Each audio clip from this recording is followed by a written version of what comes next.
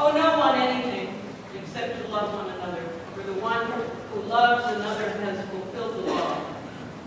The commandments: you shall not commit adultery, you shall not murder, you shall not steal, you shall not covet.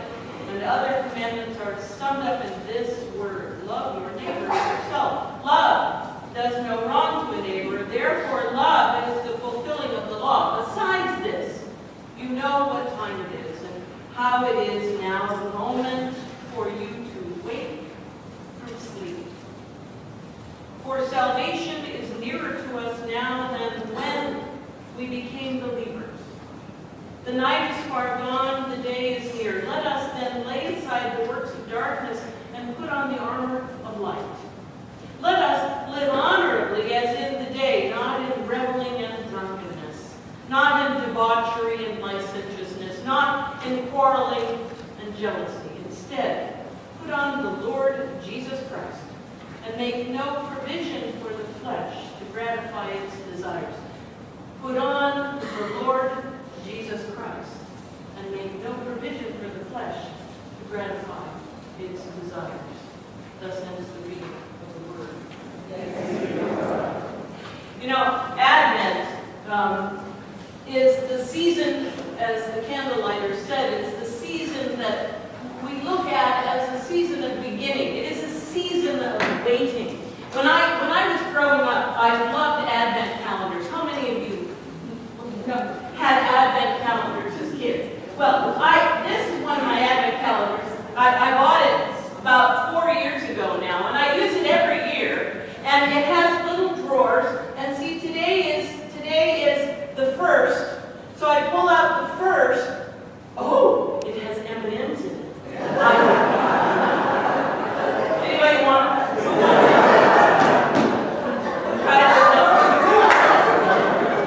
Okay, you've opened the first drawer of my Advent calendar and see that there's a picture, okay? And what's going to happen is as I pull out each drawer, as we pull out each drawer for each day, there'll be a whole new picture when we turn the drawers around.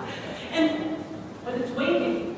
I'm not gonna open door number 2 today. That's for tomorrow. And the fun thing is that if I forget a day, there may be a day where I can open 2. But Advent is a season of waiting. It is a season of waiting for God to do something good and something incredible in the lives of God's people. In the Isaiah passage that we read, that Isaiah was very clear to say that this God, the God of Israel, isn't going to be the God of just Israel. This God is going to be the God of all people, the God of all nations. This will not be a God that is an isolated one people God. This is a God of all people.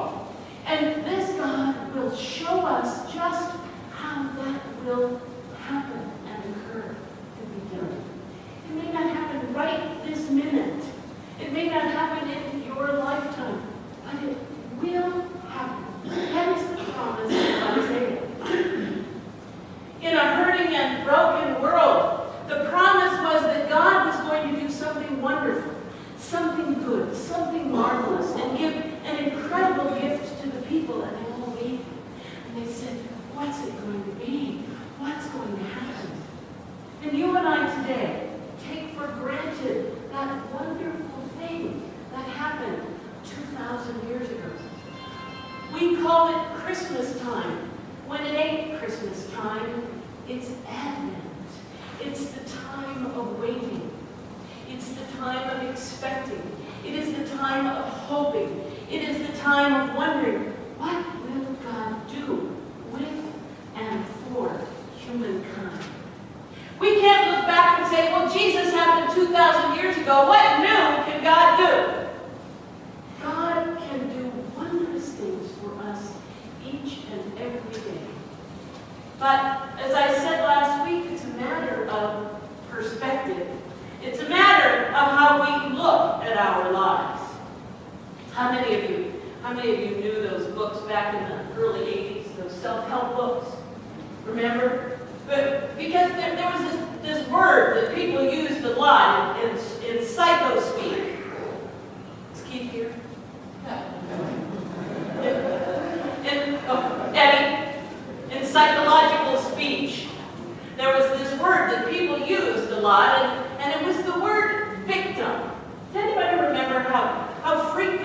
word victim was used. Oh, you're a victim of society, or you're a victim of a bad home environment, or you're a victim of a horrible system. You've been victimized by society. You've been victimized. And people just kind of wore that as a coat. I got my victim coat on today. Paul says, get rid of those kinds of clothes. Now, I know a lot of people like to put on, say, a Ferrari for Christmas, or a Maserati for Christmas. but we need to be putting on Christ. We need to not put on ideas of self-loathing or regrets. We need not to dress ourselves in shame or dress ourselves in regret. We dress ourselves in hope. We dress ourselves in hope during Advent, knowing that God is going to do something wonderful in our lives. But it's a matter of perspective. I was reading this document, a lot of psychological stuff, I don't know why, but I just was. And one of the things that I read about was fundamental attribution error. Now, what a fundamental attribution error is has to do with perspective. It has to do with how we see things.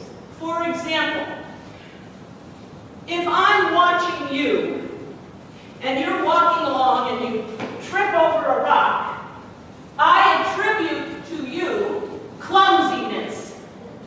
You're clumsy. You've got 2 left feet.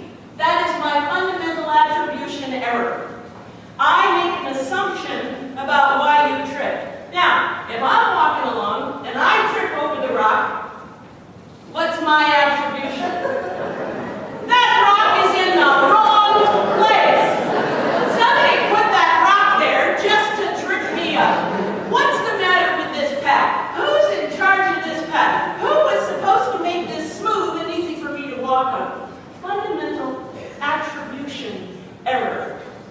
So when I look, when that person is driving fast, speeding down the road, and my light turns to green, and they've run the red light, what's my attribution error? I say, that person is a reckless, lousy, selfish driver. When in truth, what if that person is rushing to take someone to the hospital? So, it's a matter of perspective. How we look at what happens to us in this life. How we look at how God is acting in our life. How we see, how we perceive what goes on. So, simply, what I want to say is when we are dressing up for this holiday season, let us take Paul's advice and let us dress in Jesus Christ. Now, I know we live in these days in this holiday season where we're just putting on party dresses all the time because everybody parties and everybody overindulges and self-indulges. But we are called as Christians to be waiters, those who wait and hope of something wonderful happening. It's coming to us. God is bringing it to us. God is doing something new for us, for each one of us. And we need to wait in hope of how wonderful it is. So, take your glasses off, put them back on again. Dress yourselves in purple. Advent purple. Dress yourselves in Jesus Christ. Throw off the victim coat. Throw off the coat of shame. Throw off the coat of regrets. And know that God